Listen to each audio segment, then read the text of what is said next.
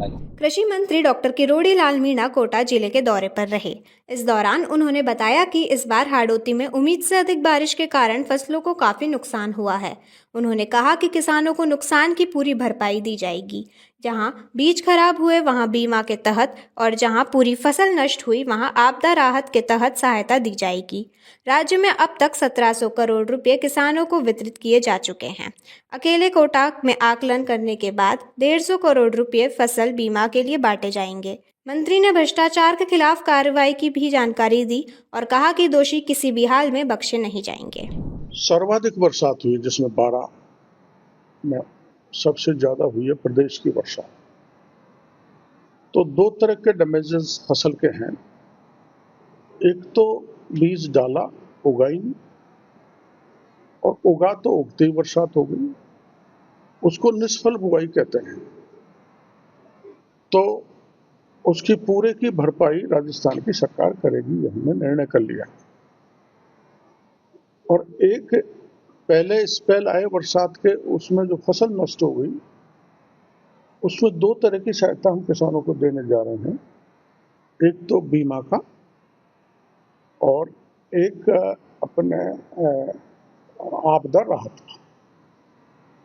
बीमा के जो प्रयोग हैं उसके हिसाब से उनको राहत दी जाएगी और आपदा में जो भी नुकसान हो गया, जो बीमा वाला, बीमित किसान और बिना बीमा जिसने बीमा नहीं कराया उसको, सबको हम उसमें आपदा राहत से मदद करें। शिक्षा एवं पंचायती राज मंत्री श्री मदन दिलावर ने शनिवार को रामगंज मंडी विधानसभा क्षेत्र के वार्ड नंबर 8 गणेश नगर में 4 करोड़ 51 लाख रुपए की लागत से विभिन्न विकास कार्यों का लोकार्पण एवं शिलान्यास किया।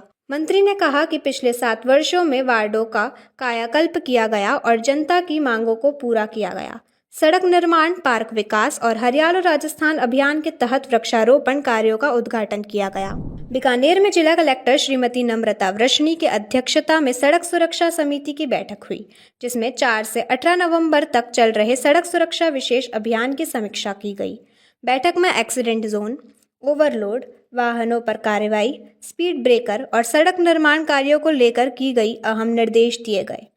जयपुर रोड, नौरंगदेसर, डूंगरपुर और नोखा मुकाम रोड जैसे क्षेत्रों में सुरक्षा बढ़ाने और दुर्घटनाओं को रोकने के लिए विभिन्न उपायों पर जोर दिया गया। अधिकारियों को दिन रात चालान रिपोर्ट देने, वन वे निर्माण और पुलिस जाब्ता के सहयोग से सड़क सुधार कार्य शुरू करने के निर्देश भी दिए गए। मुख्यमंत्री महोदय के निर्देश थे रोड सेफ्टी के लिए जो अभियान के तौर पर पूरे प्रदेश में चलाया जा रहा है, उसके अंतर्गत बीकानेर में भी कई कदम उठाए गए और जो निर्देश थे, जो एक्टिविटीज हमें करनी थी, वो सारी की जा रही हैं। इसमें जितने भी हमारे हाईवेज और अलग अन्य रोड्स पर जो इलीगल कट्स थे उनको बंद करवाया जा रहा है। जहां ट्रैफिक में पार्किंग की वजह से इश्यूज थे वहां पार्किंग्स क्रिएट की जा रही हैं। ट्रांसपोर्ट और पुलिस दोनों की तरफ से एनफोर्समेंट एक्टिविटीज को बढ़ाया जा रहा है ताकि बिना नंबर की गाड़ियां या मॉडिफाइड व्हीकल्स और ओवरलोड व्हीकल्स सड़कों पर ना चलें, जिनसे कि रोड सेफ्टी को ज्यादा